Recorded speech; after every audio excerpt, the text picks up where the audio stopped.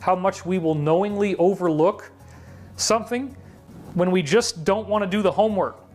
And it's like they have a false fear, almost like a child waiting to go on a roller coaster who has never been on a roller coaster before.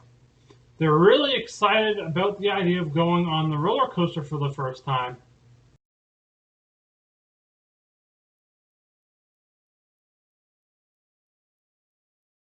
This clip features one of my idols, David Wilcok, and he actually breaks down exactly the issue that I have been struggling with the most. And I struggle with this because other people, specifically administrators at schools, that have this particular problem, which is creating a problem and frustrations for me. So if you're a parent, you're going to want to watch this. If you're a student, you're going to want to watch this. And of course, if you're one of those administrators, or maybe just somebody else who may be interested in me, for whatever reason, you're going to want to watch this video as well. Now I've got videos on 5 different video media platforms that I'm actually helping people around the world who watch my videos. Hello. I am YOLO polo shirt wearing executive motivational speaker Anthony Giarrusso. Just like Superman has that S logo on his clothing, I have my own symbol, the YOLO polo. And on my business cards, check that out, the yellow polo. You see that? So in this particular video, I want to show you a clip. And I think one of the ways that we are like children is how much we willfully lie to ourselves, how much we will knowingly overlook something when we just don't want to do the homework. So I've started my career as a motivational speaker. I've done whatever I could up until this point to get myself more credibility than I had literally 6 months ago when I officially started trying to do this. On YouTube, Brighteon, Vimeo, Dailymotion, and Metacaf. So that's a success for me. In that meantime, I also succeeded by becoming an author and a publisher. Now, remember this. Most people throughout the billions of people on this planet never become an author.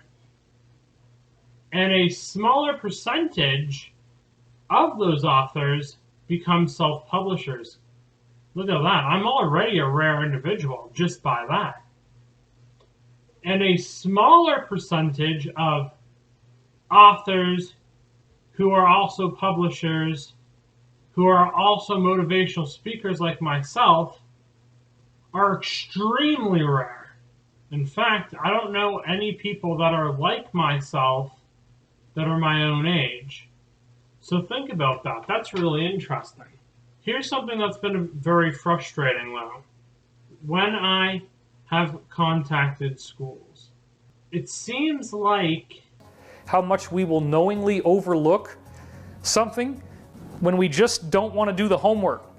And it's like they have a false fear, almost like a child waiting to go on a roller coaster who has never been on a roller coaster before. They're really excited about the idea of going on the roller coaster for the first time, but they're scared, they're afraid, they're nervous right? Because they've never been on one. So a lot of mixed emotion. So the same analogy is here, right? My assembly at a school, so I can build a crowd base,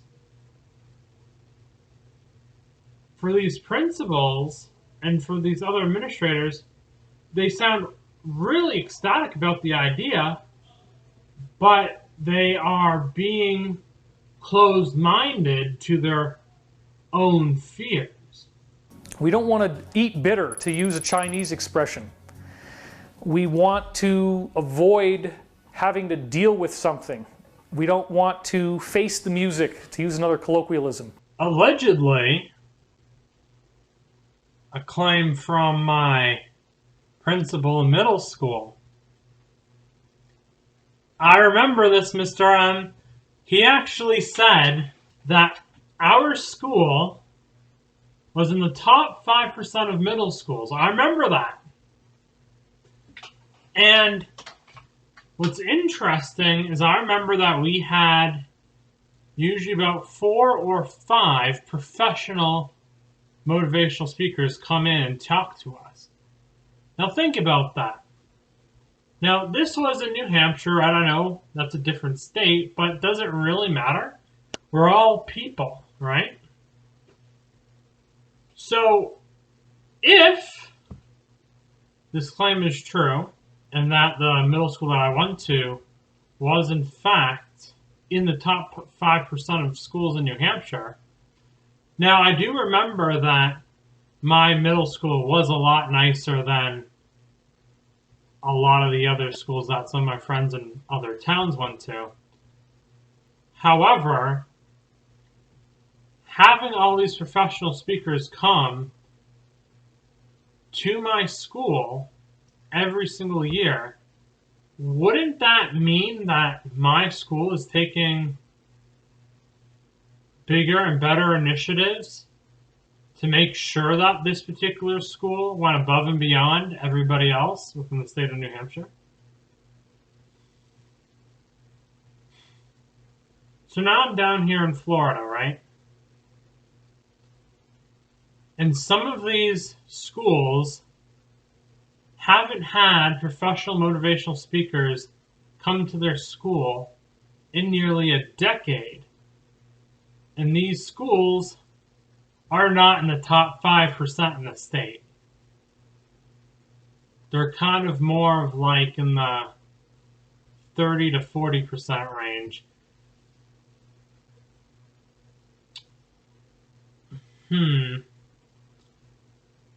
Now, I'm not saying that this is going to end every single problem for you,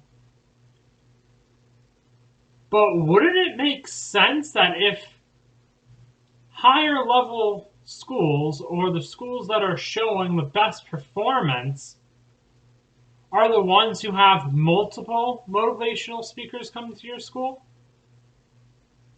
Right? If you have one and you choose me, fantastic, right? That'll definitely help your school. But shouldn't you have more than just me? Or maybe you already have 1 or 2 motivational speakers going to your school. Well, why don't you have a third guy? Why don't you choose me, right? So it's not just about me, but it's about all of the motivational speakers in the whole motivational speaker industry. If your school is not the best of the best, then why don't you get some speakers to come in here, motivate the students, and compete amongst the top schools in the state, right? Makes sense to me.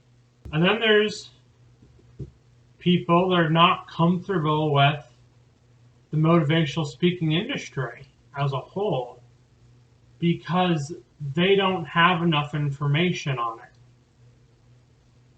So there's no objection from these principals, and I've contacted 72 of them in over 8 counties, so good job me. But these principals have this false fear, and it's going to be up to them to overcome this false fear. And a lot of people, if you look at, for example, these biographies about people who are successful, people who made a very successful name for themselves, they generate prosperity, they generate fame, whatever it is that they do, it's so consistent that these people were not ruled by fear. They took risks that most people will not take. Something that I've run into is the majority of the mindset of these principles is that they're not action takers, they are followers. So, for example, just today there were two principals I actually talked to, and both of them were like, well, have you spoken at any of the other schools in this area?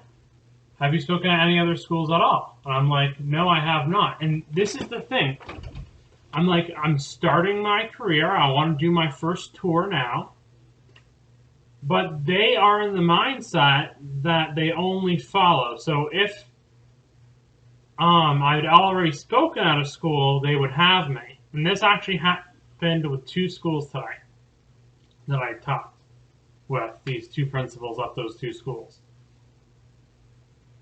But they're not action takers or initiative takers like me, the executive motivational speaker. So we have two totally different mindsets, right? I'm ready to go,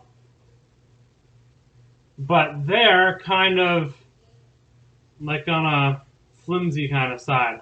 They like the idea, but for whatever reason, they're holding themselves back. And I know what that reason is. It's false fear.